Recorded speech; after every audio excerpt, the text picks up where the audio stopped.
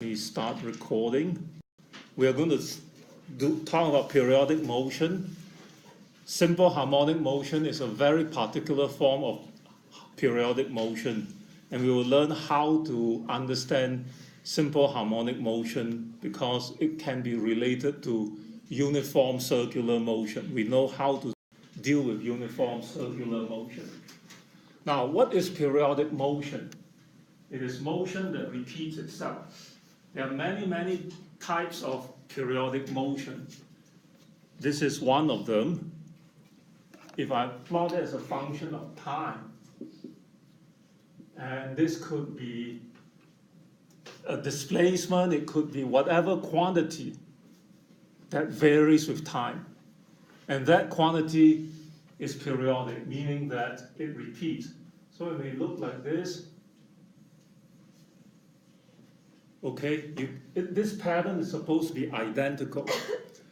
Now, your heartbeat, if you actually study the cardiogram, it is quite complicated. And they are somewhat periodic. Okay, it's not exactly periodic because there are processes that go on that change things a little bit here and there. But we are not going to study aperiodic motion. We are going to study periodic motion. We're not going to study complicated periodic motion. We are going to study something called simple harmonic motion. Now, before we get to what that is, we have talked about a period. Anything that repeats itself, the time to repetition is the period. We've talked about that before, right? Okay.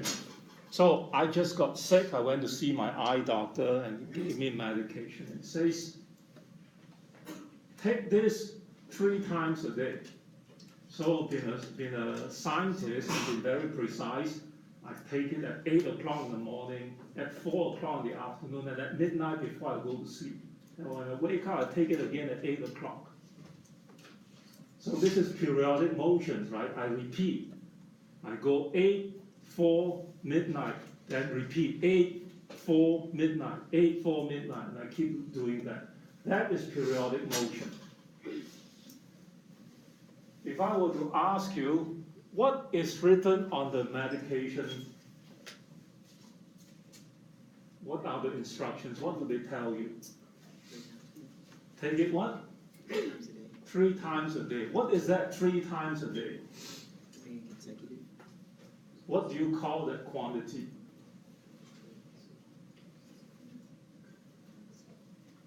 It's what we call frequency.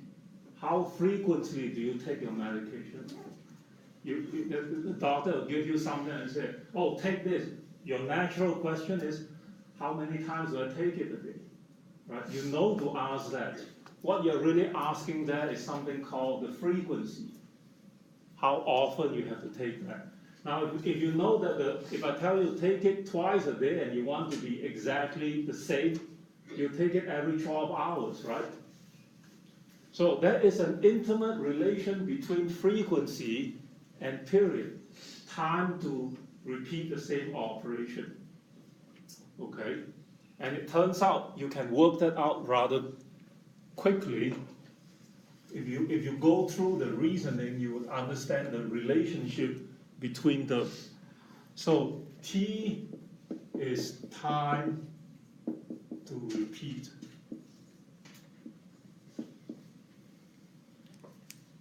Right? Now, if you look at the medication, you take it 3 times a day. What is the frequency? You say it's 3 times for 1 day, right? That's the frequency. Now, what is the unit of time in this case? It's a day. If I ask you, what is the period? If you take it 3 times a day, what is the period? What is the time between taking pills? 8 hours. 8 hours, right? You say T is equal to 8 hours. Now, what you notice is that you change the units. This is hours, this is day. If I don't want to change the units, I can keep the units for day. How many days is 8 hours? What fraction of a day is it? Can everyone see it's 1/3 of a day? You can do unit conversion. 8 hours times by 1 day over 24 hours. Then you get 1/3 of a day. Okay? So you notice that if the period is 1/3 of a day, the frequency is 3. If the period is 6 hours, 1/4 of a day, how often is the frequency? How many times per day? 4. So if the period is 1/3, the frequency is 3. If the period is 1/4, the frequency is 4. What is the relationship between period and frequency?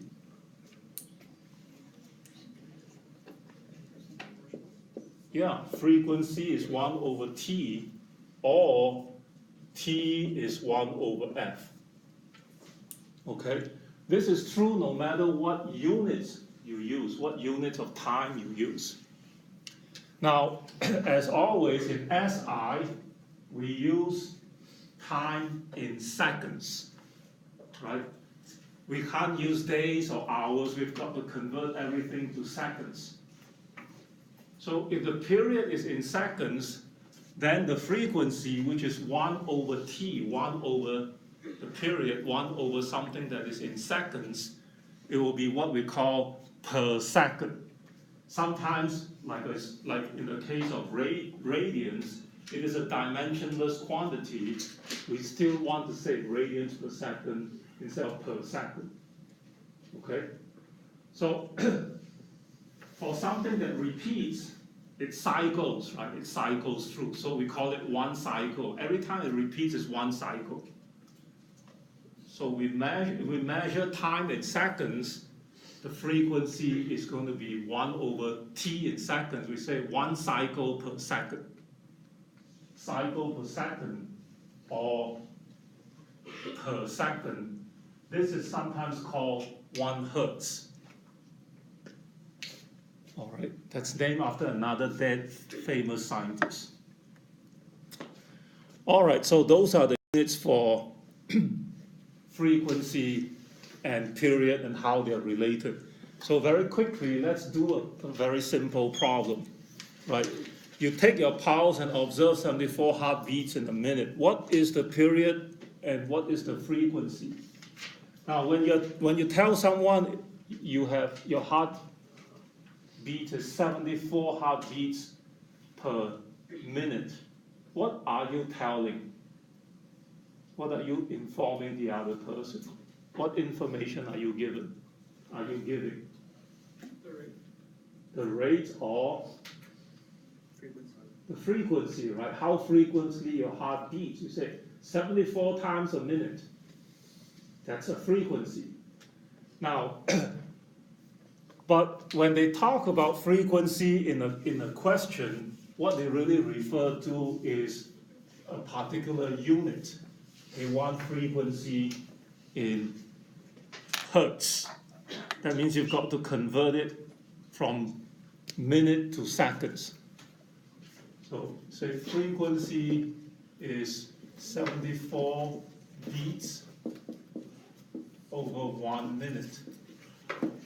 And if I want to convert this to seconds, I will have to do 1 minute. I have 60 seconds. So you can see the minutes cancel, and I will get 74 divided by 60, which is like 1.2 hertz. Okay, this would be your answer. Now, if you ask what about the period, period is just 1 over frequency. And if you measure your frequency in hertz, then your period will be in seconds. 1 over 1.2 hertz would give you 0.81 seconds. Okay.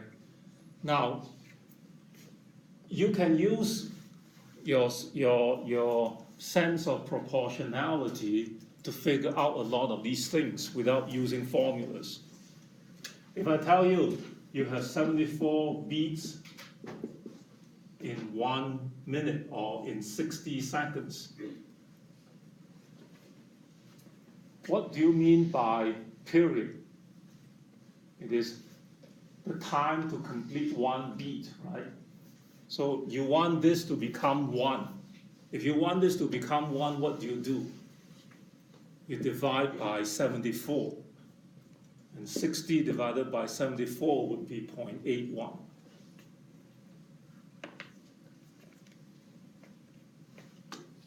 Okay, so you can do those things, but if you're not sure, just convert. See what you're given and convert and work out what frequency and period. That's the relation. Okay. Now the poll question is the following. Very similar. I now give you the frequency. Your heart beats with a frequency of 1.45 hertz. How many beats occur in a minute? All right, so can you work that out?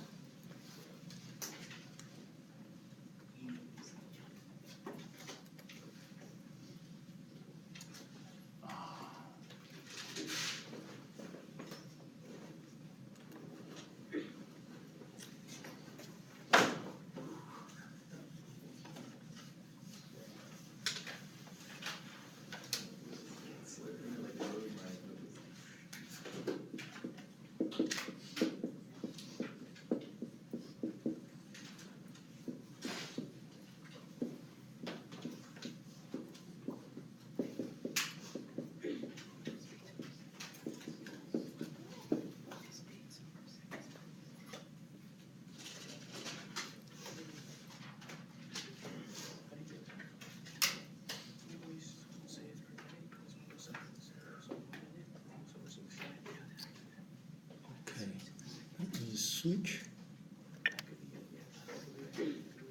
This is the question.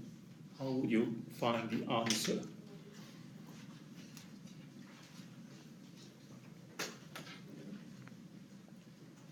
When they ask beats in minute, in 1 minute, what are they asking for?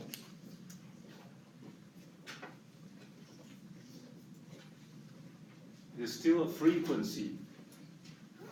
It's just that this frequency is measured, the time, the unit of time there is minutes, not seconds. Okay. We are given the frequency in beats per second. If we convert that to beats per minute,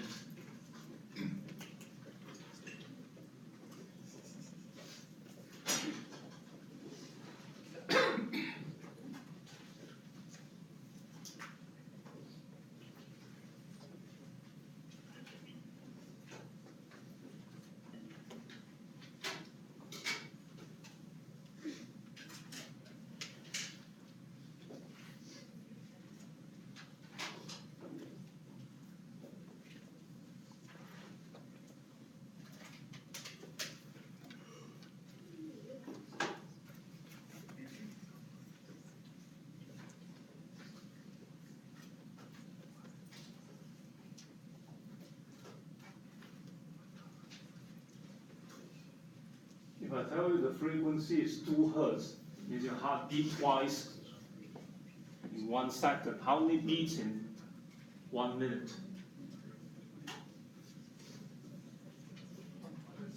What's that?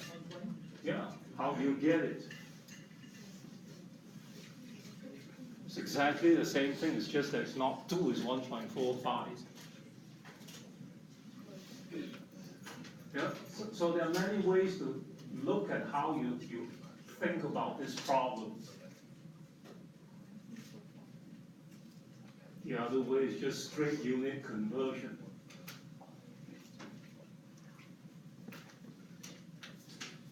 Guess everyone is done. Okay.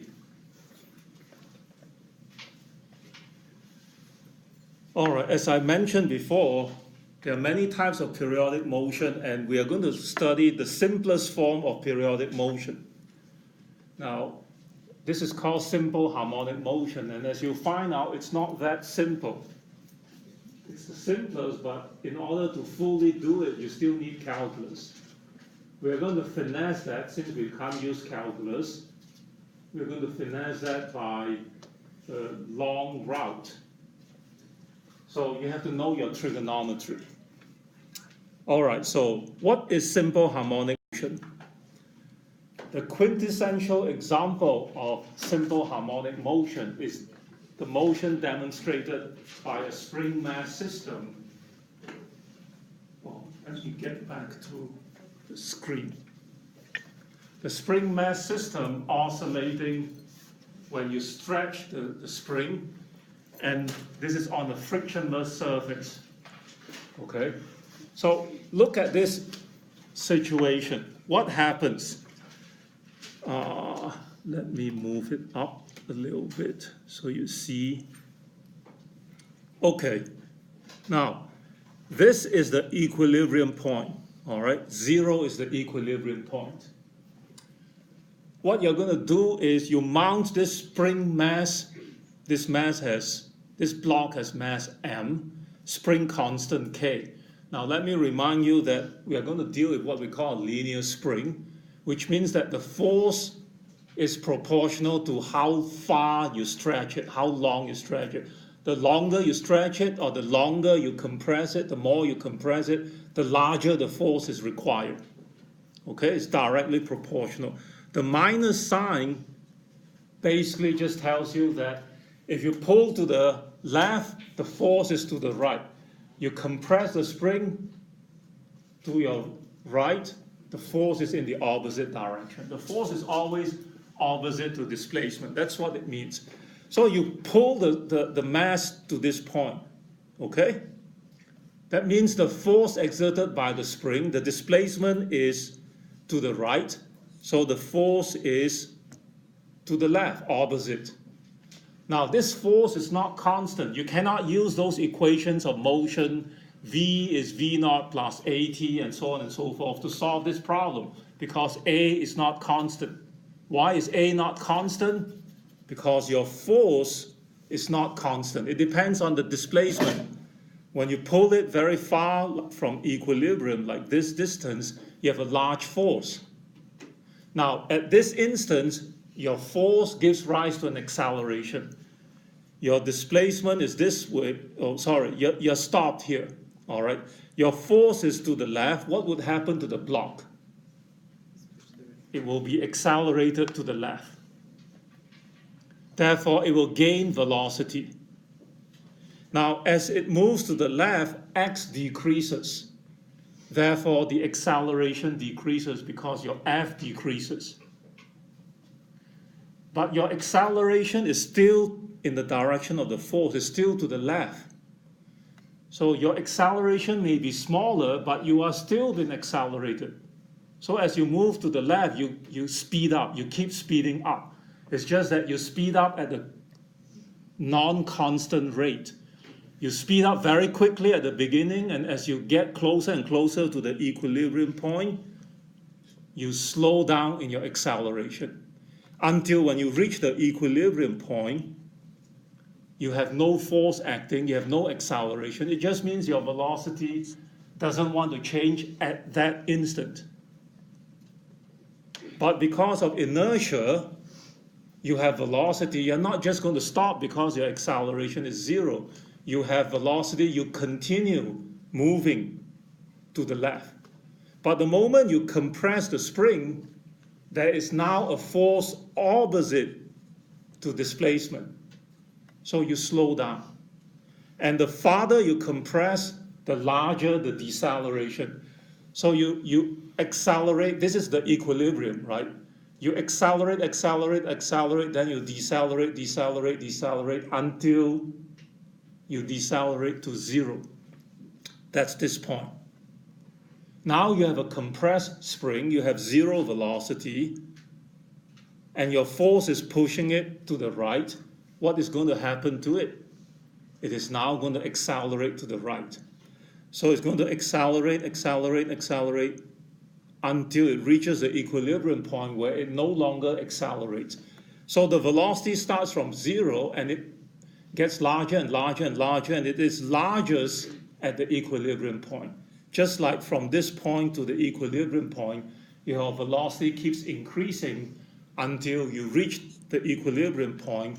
That's where your velocity is largest. Okay? So you repeat the motion in the opposite direction, accelerate, accelerate until you have largest velocity, then you overshoot because of inertia, and now your force is opposite to your velocity. You slow down. So you slow down, slow down, slow down until you stop. You have 0 velocity. Then you're back at your starting point. You have exactly the same condition as before. You're stretched a certain amount and you start with 0 velocity. That means you repeat your motion. That's why it is called periodic motion. It repeats. The period is the time it takes to go from this point to that point and then back. That is one period. The period is the time it takes to start from this point to the other extreme and back to the initial point. Okay. Now, we call this kind of motion simple harmonic motion. Why do we study it? Because, one, it is the simplest form of motion.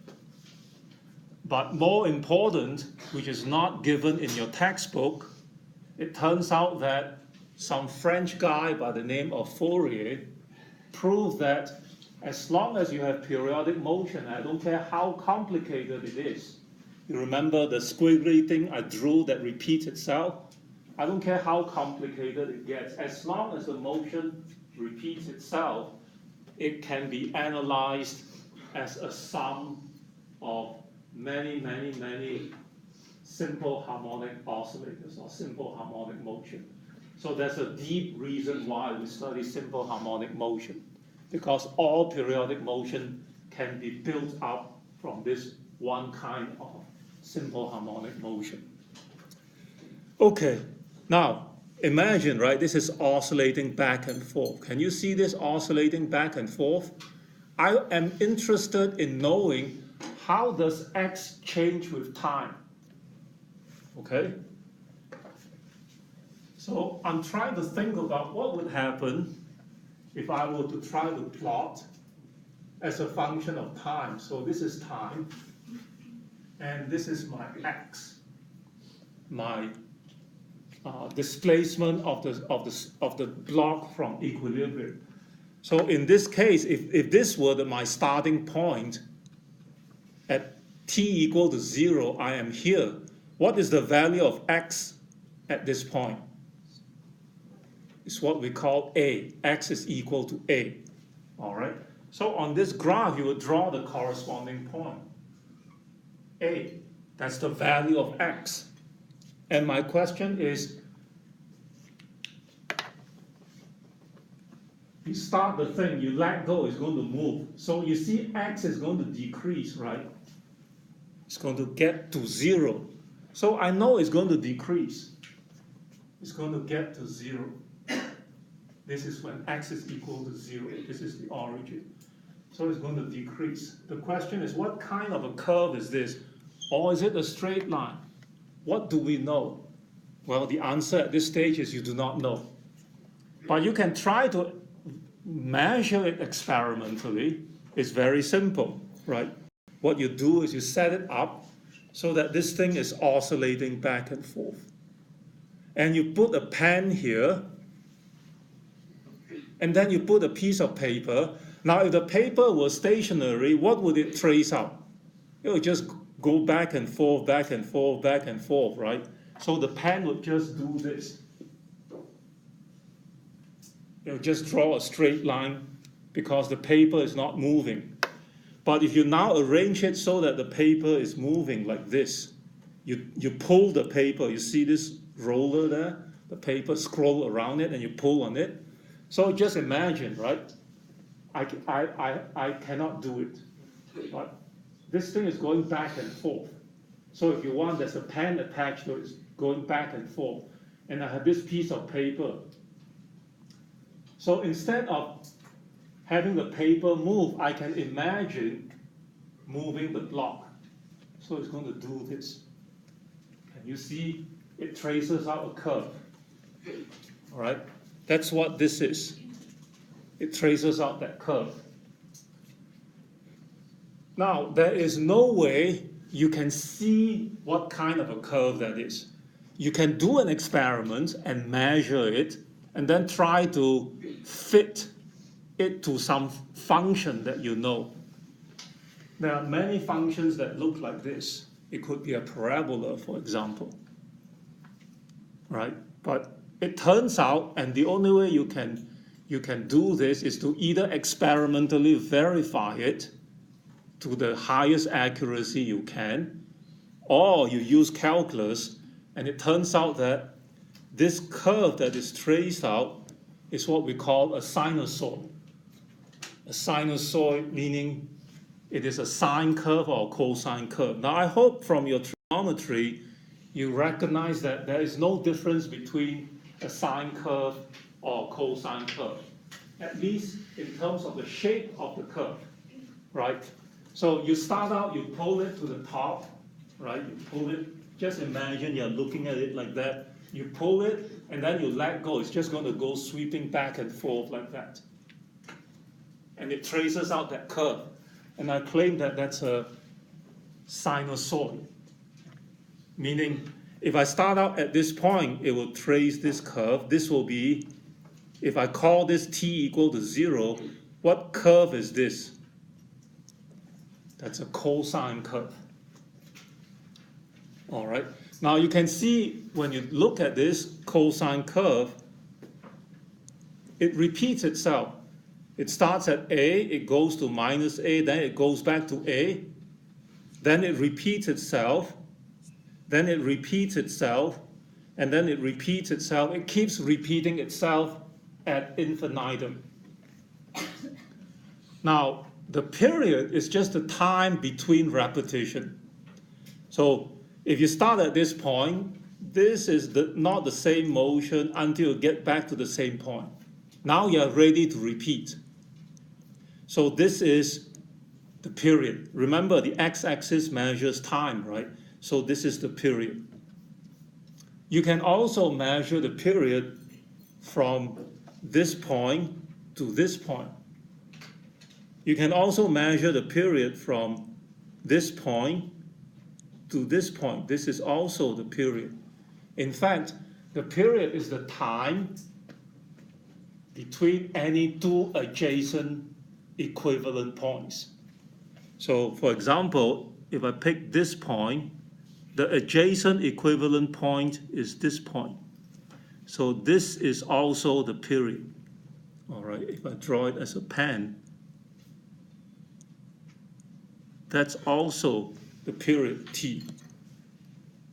Okay, I can pick any point along the motion as long as I come back to the same point and then it starts repeating. See, this is the same point here, but it doesn't repeat the motion, right?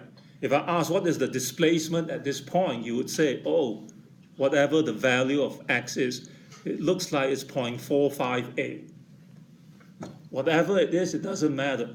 So if I start at 0.458, it goes towards 0, then it comes back to 0.458, but it is not in the same direction, okay?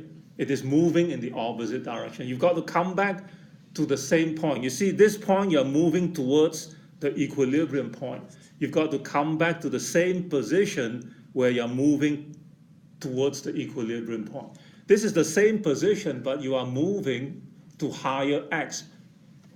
You're moving still to the right, okay? It's not the same point. So you cannot say this is the period. This is the period. You can see a lot of things on this graph, on this plot of the position as a function of time, okay? Now, I think it's in the previous one. A is the largest displacement from equilibrium. We call that the amplitude of the simple harmonic motion, or if you want, the amplitude of the sinusoid, the amplitude of the cosine curve. Now we call this the cosine curve because at t equal to 0, it is A, or 1. It's the largest value. So this is A times by a cosine. Now, you know cosine is going to be a function of time, right? So it doesn't have to be cosine times by t. It's cosine times by some constant times t. Now, how do I know it's 2 pi over the period? Remember what the period capital T is. It's the time to repeat, right? Okay. If you look at the cosine curve, that's the period. Now, in terms of the argument, you say this is, if you think of this as angle, this is cosine 0. You always think of cosine theta, where you think of theta as an angle, right, when you make plots. So you say this is 0. Where is cosine equal to 0? What value of the argument? That's when you call it is cosine 90 degrees is 0, or pi by 2 in radians. Okay? Now, if this is t, this is 90 degrees, this is 360 degrees, or this is pi by 2, this is pi, this is 180 degrees. Cosine of 180 degrees is minus 1. Okay? So this is 0, pi by 2, pi, 3 pi by 2, 2 pi. And when you get to 2 pi, when you get to 360 degrees, you repeat your cosine curve. Okay? Now you can understand why its argument is like that, because when you get to 1/4 of the period, this motion is the same or similar. This motion is similar to this, similar to this, similar to this. You can see that this is 1/4 of the motion. So t is 1/4 of the period. If you put 1/4 capital T there, the capital T would cancel 1/4, you get pi by 2. So you do get to this point. When you get to here, you have half the motion. T is 1/2 capital T. So capital T by 2, you can cancel the 2, cancel the capital T, you get cosine of pi, that's minus 1 times by A, you get minus A. All right, that's the point. So all kinds of things happen in this graph. It shows you all the essential features of that periodic motion, of the so-called simple harmonic motion. Okay. If you want to, you can go back and prove this to yourself if you know your trigonometry. If you take t to be anything, that's why it's algebra, we call it t. If you're not comfortable with t, call that t 1 second, or call that 1.4 seconds, whatever your favorite number is. All right? You say, I want to know what x is at that t. Then if you go t plus capital T later, in other words, if you substitute little t for t plus capital T into this expression and use what you know from trigonometry, you will see that that is exactly the same value of x. It repeats itself. You can see this better from the curve. Now, the last thing is whether this is a sine or a cosine curve. As drawn, this is a cosine curve. Now, what happens if I shift my time, my origin in time? So instead of starting t equal to 0 here, suppose I start t equal to 0 here. So this is t equal to 0, and it traces out this curve. What kind of a curve is that? It is still a cosine curve. What if I shift the origin of time to here? So it traces out this curve. What curve is that? It is now a sine curve. So whether it's a sine curve or a cosine curve, or if I shift my origin of time to this point, what kind of a curve is this? That's a minus cosine. Okay. In fact, in general, if I shift my origin of time to be some general point, so you start from somewhere like that, and then it repeats. So you start from here, right? This is the starting point. You go, you come back to the same point. You go, you come back to the same point. It repeats itself. If you start your origin in time there, it is neither a sine curve nor a cosine curve. If you know your trigonometry, it's a combination of sine and cosine. Or more generally, you write that as a cosine 2 pi over capital T times by time plus something. This is called a phase angle or phase factor. If you remember your trigonometric identity, cosine A plus B is cosine A cosine B minus sine A times by sine B. And since this is a constant, you find that you've got a cosine plus a sine. That's why I say in general it's a combination of them. That's why we make trigonometry a prerequisite for this class. And in principle, I can give you problems that require you knowledge of trigonometry. And what I find is that people that pass trigonometry, after that they do a core dump. So they don't know any trigonometry after that. I don't know why, but it's tough to give you questions that involve a lot of trigonometry because most of the students have a lot of difficulty dealing with trig identities and whatnot. But there are certain things you need to know about your sine and cosine functions. Now, one thing that people might ask is, how do I know that if I stretch the spring to point A, release it, it accelerates, and then it moves, and then it stops, and then it repeats? How do I know it comes back to point A, exactly the same point? Well, if you put in Newton's laws and solve the equation of motion, you need calculus for that. The answer is obvious. The way you can see that is through energy. That's the second half of this chapter. If you think in terms of energy, what happens when you pull the spring? You do work. The work that you do is stored as elastic potential energy or spring potential energy. So when you pull on it, you store the potential energy. When you release and it starts accelerating towards the equilibrium point, what you're saying is you are decreasing x. Since your potential energy is 1/2 kx squared, your potential energy is decreasing. If it is decreasing, what happens to the loss in potential energy? You gain it as kinetic. So as you lose spring potential energy, you gain kinetic until when you reach x equal to 0, you have 0 potential energy. So where did all of your stored spring potential energy go into?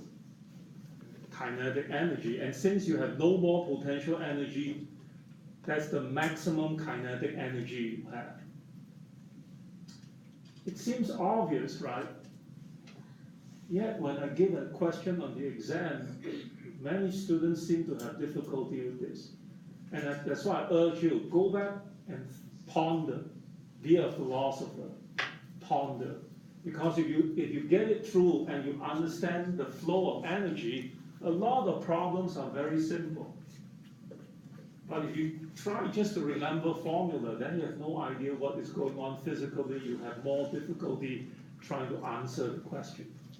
Should be very clear now.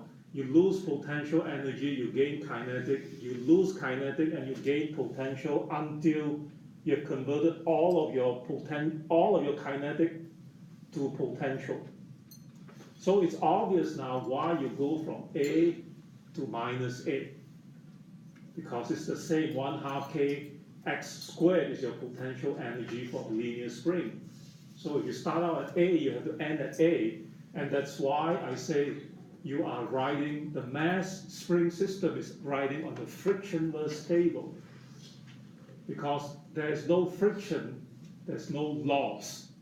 So all of your energy goes from potential to kinetic to potential, back to pure kinetic, combination, pure potential. And since you didn't lose any energy, you didn't do any work against friction, you come back to the same A, and then you repeat. You repeat. The last section in the book, I may just touch upon it, is what happens if you have friction. Your experience will tell you just do this, and then eventually it stops, because you lose energy. Now that's damped simple harmonic motion. That's a lot more difficult. The only way you can do that is to solve the equations of motion, which is difficult to do. So we call that damped. Although many people look at it and say that's damped harmonic motion because it's difficult. Anyway,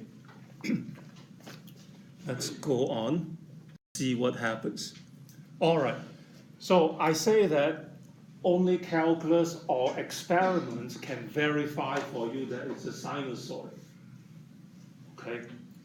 Now, if you accept that, then my claim is you can now find the velocity and the acceleration as a function of time. How do we do that? Well, we will use an analog. We are going to look at this system. This is a system that is undergoing uniform circular motion. Okay, so they put a peg at the turntable, and the peg is just going to rotate around at constant angular velocity omega. Okay, and what I'm going to do is I'm going to shine light. So these are my flashlight. I'm going to shine light, and I'm going to look at the shadow. The shadow is going to move like that. And it turns out that this motion is a sinusoid. Now, how do we see that? It is very simple. Recall what happens when you go in a circle, right? When you move in a circle, you can start out at t equal to 0, you're at theta equal to 0. Okay? You remember where theta is measured from, right? From the x-axis. So if you start out on the x-axis and you go around a circle, and you go around at constant angular velocity, angular speed, omega, what is theta as a function of time? Well, this is like if you go with constant speed, x is v times t. You're not accelerating. So circular angular motion, theta is equal to omega t. Now, what is the period? The period is the time to complete one oscillation, right? So you go one oscillation, one circular motion. What is the angle that you rotate through? 2 pi. Therefore, omega, your angular velocity, omega is theta divided by time. Since your theta in going through one circle is 2 pi, and by definition, the time to go through one circle is the period, so omega is 2 pi over the period. Therefore, in general, the angle theta is 2 pi over the period times t. Okay? That's just what we know from circular motion. Now, if you look at this is the turntable again, right? We're looking at the top view. This is where all the light is shining.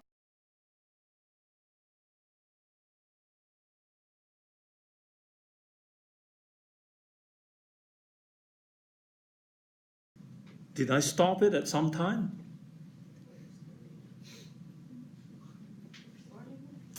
What can I do? I can't turn back the clock now. Anyway, like I said, this is what you want to remember for the position as a function of time for simple harmonic motion. And once you have this, it's all a matter of identifying what is given to you. What is given to you is this.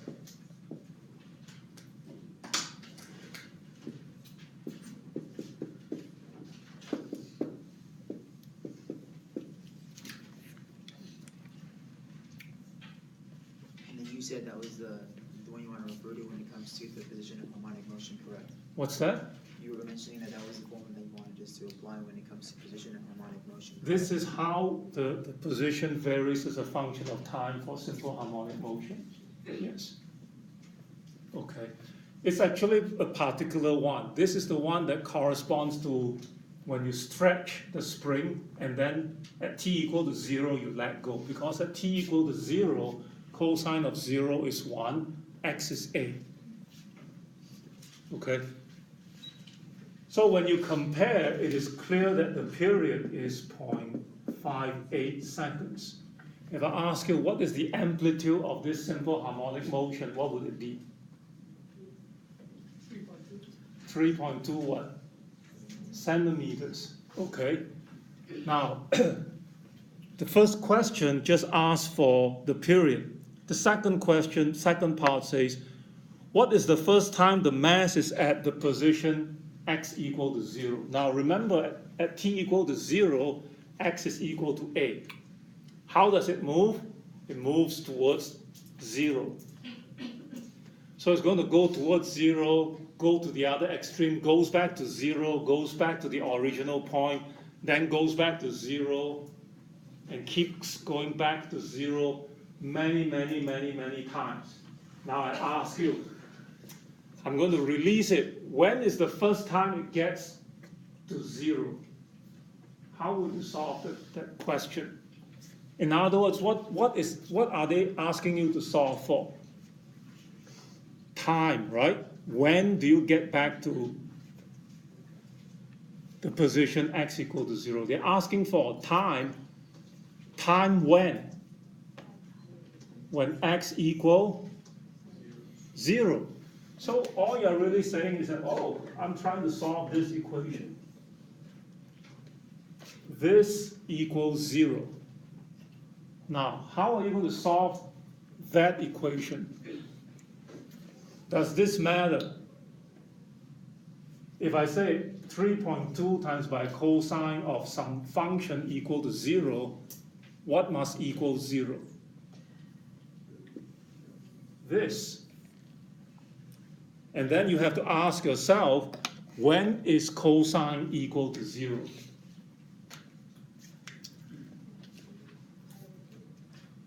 You say that cosine theta is equal to 0 when theta equals to pi by 2.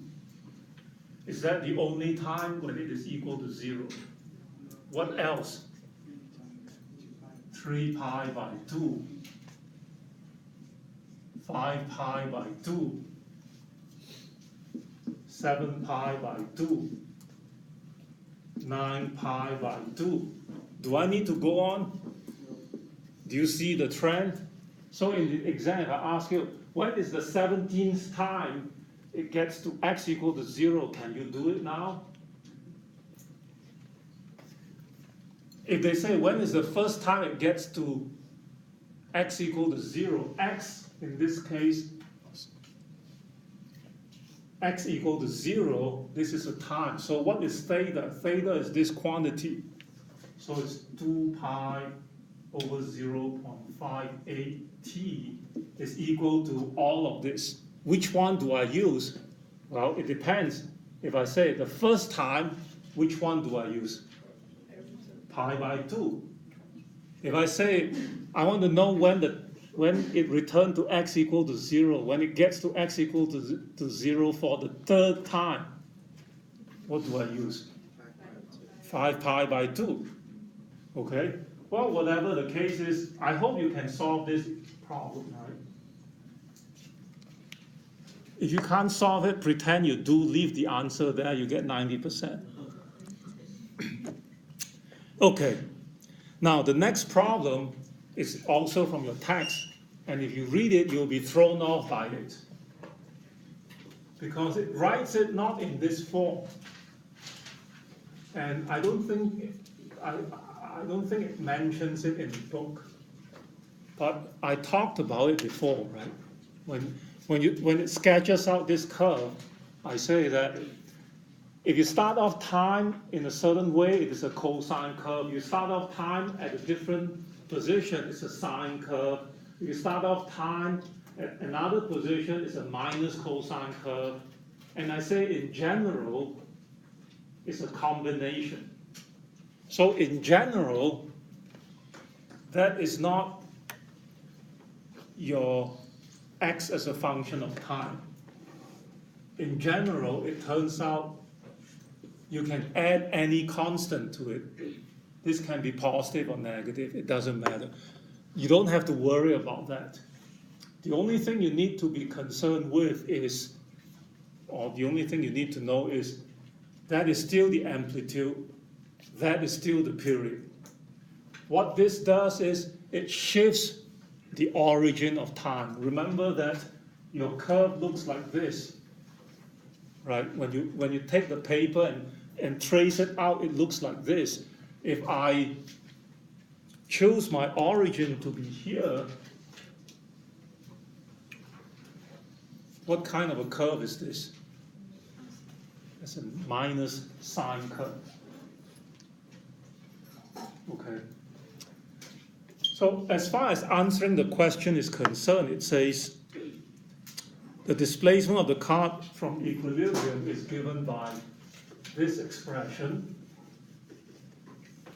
I hope you're not going to have nightmares over your turkey dinner because of this, but gives you some time to digest what I'm saying.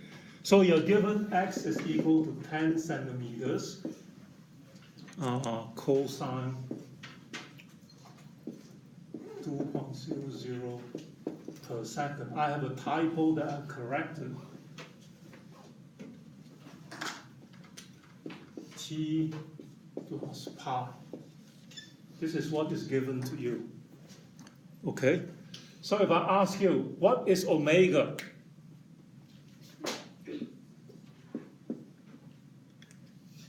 Omega is 2 pi over capital T. What is omega? It's 2 per second. Okay. If I ask you what is A, it is 10 centimeters or 0.1 meters. Okay. Now, if you are given x, what is v? V is going to be minus a omega sine same quantity. Whatever is given to you, you have the same thing there. And a is minus a omega squared cosine the same quantity. Okay, now if you know your trigonometry, you can answer these questions very quickly. They say, find the maximum kinetic energy of the car. Now, what is kinetic energy given by? 1/2 mv squared. So you're given the mass of the car, you know m. You just have to know v. V is given by this expression. Now, if they want to know what the maximum, remember this as a function of time, it's going to change with time. If I ask you what is the maximum value of this expression, what is it? As time changes, how does V change? What are the values of V? Can anyone tell me the answer? What's the maximum value of sine? 1. If you 1 or minus 1, right? If you put 1, then V is minus A omega. If you put minus 1, V is A omega. If you put any other thing, it could be 0.8. Clearly, it's less than A omega. So the maximum value of V is A omega. So what's your maximum kinetic energy? 1/2 m A omega quantity squared. Okay? And you can figure out part B, the maximum force exerted by the spring, in the same manner. If you know A, then mass times acceleration is the force. So maximum force would be when this is equal to 1 or minus 1, as the case may be.